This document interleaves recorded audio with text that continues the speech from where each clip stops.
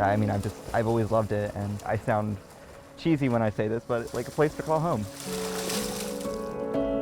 For 17-year-old Sean Radek, the pool is his happy place. Everything just exits my mind, and all I have to think about is making it across the pool or swimming a couple more laps, and it's amazing. Finding an escape to calm yourself is important for all of us. Maybe even more so for a teenager like Sean on the cusp of adulthood. But for roughly 3 years, he stopped doing the thing that makes him the happiest. After years of doing something that I love, it was taken away from me because of how I identify.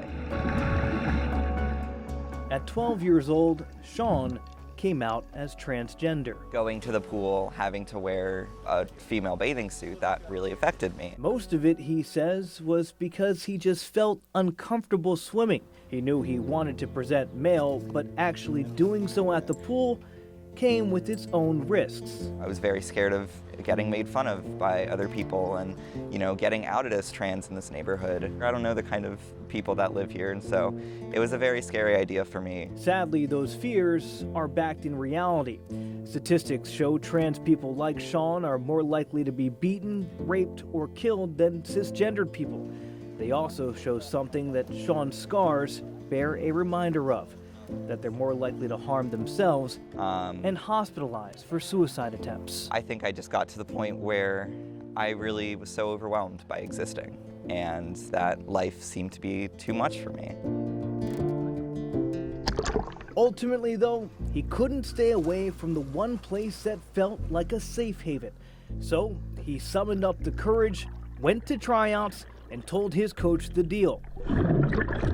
That he was trans, on gender-affirming hormones, but that he wanted to swim. So my coach was like, yeah, absolutely, we can put you on a guy's team if that makes you more comfortable. And I was like, that absolutely does. Just like that? Pretty much, yeah. How relieved were you to be like, okay, that first hurdle, we're over? Yeah, it was an amazing feeling, just to know that, I was seen and heard by somebody, and that I was where I wanted to be. And just like that, Sean made his return to the pool, but this time with the tank top binder on, covering up what he didn't want the rest of the world to see. How did the kids on the team receive it? They didn't know, and I think that was the one thing that I was really happy about. Nobody knew that I was trans, nobody knew that I was different, and that to me meant a lot. For Sean, his high school doesn't have a swim team. If they did, he says he'd love to compete and plans to do so in college. But that's where things might get a little tricky. Here in the Carolinas, nationally, even internationally, the debate of who trans athletes should compete against has been gaining momentum. The main two questions being raised: is it fair and is it safe? I want all women to be able to compete on a level playing field. North Carolina State Senator Vicki Sawyer represents parts of Iredell and Mecklenburg counties. A former athlete and former girls softball, volleyball, and basketball coach, she defines her take on the matter as pro-women, not anti-trans. So as far as trans women, where should they be able to compete? I see that they are welcome to play any sport that's not women's. So whether that's a co-ed league or a league that's, men and co-ed, that's where they should be. Sawyer has drawn criticism from LGBTQ plus communities for her stance, but wants to make it clear. You don't hate trans people? No, gosh, no. No. Don't have anything against them, right? No, gosh, no, not a bit. She says her only mission is to protect women when it comes to their opportunities and their safety. Athletics at its core is one of the purest forms of competition, and that should be made level based on not only your hormones, but also, your abilities. When it comes to hormones and leveling the playing field, though, that's where it gets more complicated.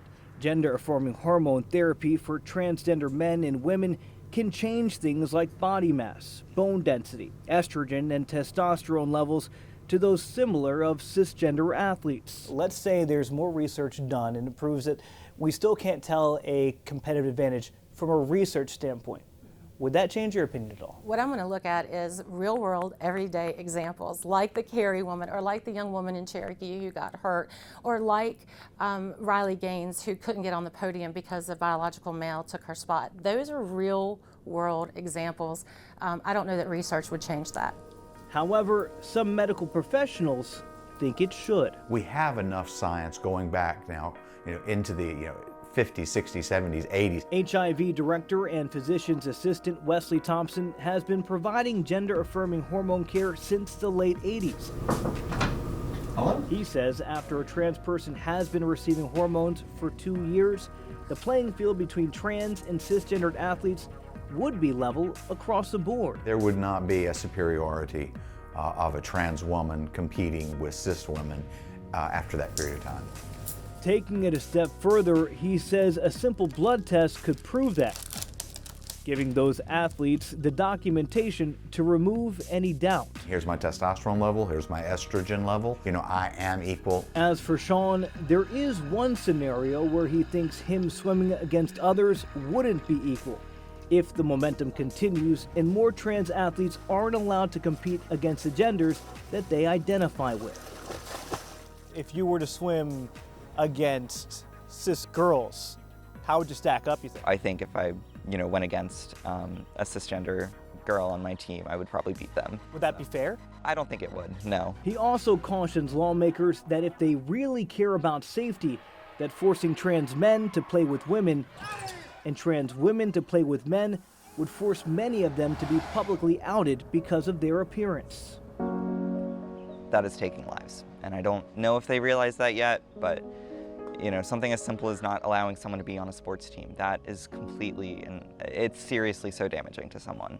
You're taking away a community for them, you're taking away friends, you're taking away something that they loved just because of their gender identity. At the end of the day, it's Sean's hope that something can be done to include everyone, and that more people will be at least willing to sit down and have a conversation. It doesn't take much to talk to a trans person, I'm here, I'm talking, I'm willing to talk, and I wish people were more open to having conversations like this. In the meantime, though, Sean will be here at his happy place, shutting out the noise.